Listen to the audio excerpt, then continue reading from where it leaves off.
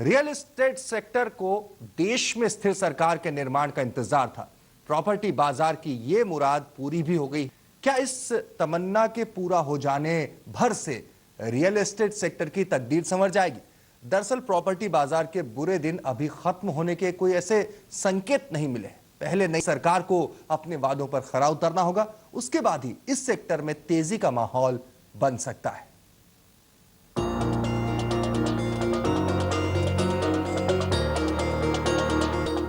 नरेंद्र मोदी की अगुवाई में बीजेपी के बहुमत वाली एनडीए की स्थिर सरकार देश का नेतृत्व करने के लिए तैयार है। इस स्थिर सरकार से लोगों को बहुत उम्मीदें हैं। इन उम्मीदों को पूरा करने के लिए सरकार को सबसे पहले देश की अर्थव्यवस्था को सुधारना होगा। मंदी का साया हटेगा तो देश के कारोबार में बढ़ोतरी होगी। ऐसी ही उम्मीद रियल एस्टेट सेक्टर को भी।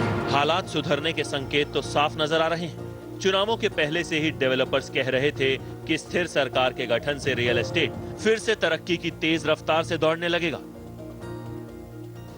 देखिए, स्थिर सरकार से कई उम्मीदें, माननीय नरेंद्र मोदी जी से कई उम्मीदें हैं और कई चीज़ें उनके मैनिफेस्टो में, उनकी बातों में उन्होंने कही हैं। जैसे उन्होंने कुछ नए शहर बनाने की बात करी है, बहुत ही प्रॉमिसिंग स्टेप है हिंदुस्तान की तरक्की के लिए। शायद इससे अच्छी, इससे सुनहरी बात कोई हो नहीं सकती। जो आज हमारे पास हाउसिंग शॉर्टेज है, उसको कंप्लीट करने के लिए हमें नए शहर बसाने होंगे। बहुत अच्छी बात है। इसके ऊपर क्या स्टेप्स गवर्नमेंट ने लेने हैं, ये समझने की बात है। रियल एस्टेट के तेज रफ्तार से दौड़ने का मतलब है कीमतों में तेजी। अगर आप भी डेवलपर इन्हीं दावों इरादों पर यकीन कर रहे हैं और प्रॉपर्टी खरीदने की जल्दबाजी करना चाहते हैं तो अपनी रफ्तार पर ब्रेक लगाइए। दरअसल प्रॉपर्टी की कीमतों में फिलहाल बढ़ोतरी की गुंजाइश नहीं है।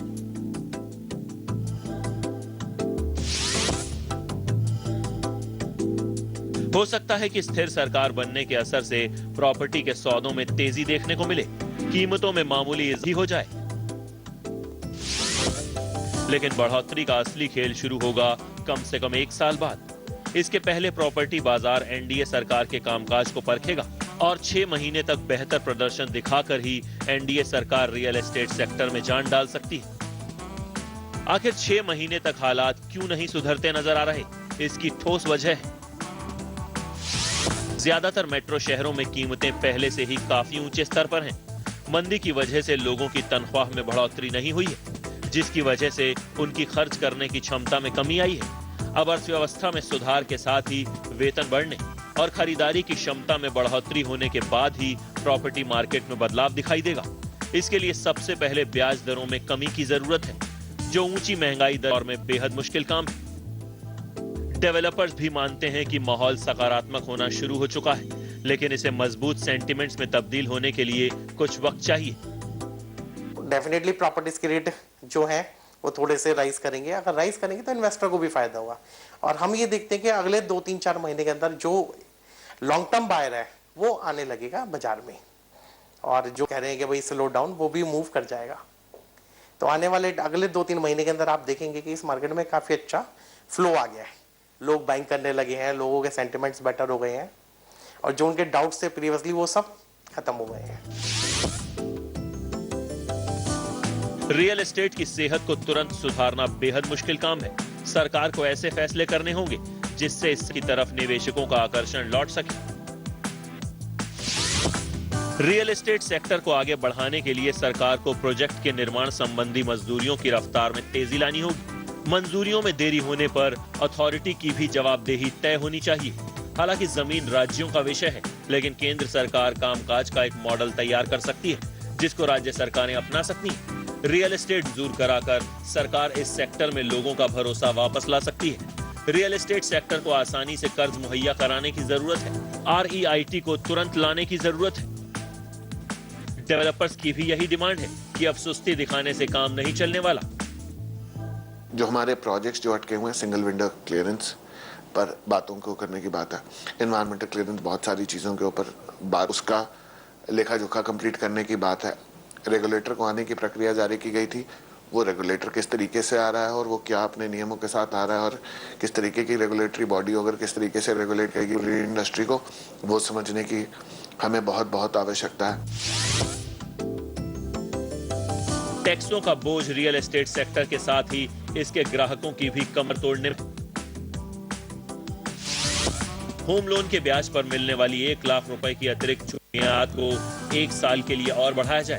50 लाख रुपए की प्रॉपर्टी के ट्रांसफर पर लगने वाले 1% TDS को 1 करोड़ से ज्यादा रकम की प्रॉपर्टी पर लागू किया जाए। नई सरकार के ऊपर एक और दारोमदार रहेगा और वो है इंफ्रास्ट्रक्चर का विकास। शहरी इंफ्रास्ट्रक्चर का सुधार सरकार की सबसे पहली और सबसे बड़ी जिम्मेदारी होनी चाहिए। इससे रियल एस्टेट के विकास के लिए जमीन मुहैया सप्लाई में बढ़ोतरी होगी। इस सब की मदद से प्रॉपर्टी की कीमतों को काबू में किया जा सकेगा। रियल एस्टेट मार्केट शेयर बाजार की तरह रातों रात गिरता या बढ़ता नहीं है। इस मार्केट को सुधार के लिए इंतजार है कि सरकार उन वादों को पूरा करेगी जो उसने वोट मांगते वक्त जनता से किए। जाहिर है वादों को पूरा करने के लिए वक्त की जरूरत है और इन सभी योजनाओं को अमली जामा पहनाने में 6 से 12 महीने का वक्त लग जाएगा।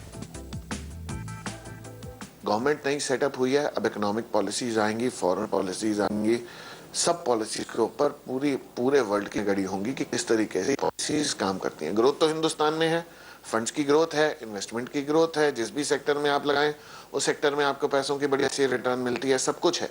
कानूनी प्रक्रिया और ये सब स्टेप्स जब आ जाएंगे, जब एक मेंटल फ्रेम आपका क्लियर होता है तो आपका इन्वेस्टमेंट का मूड बनता है।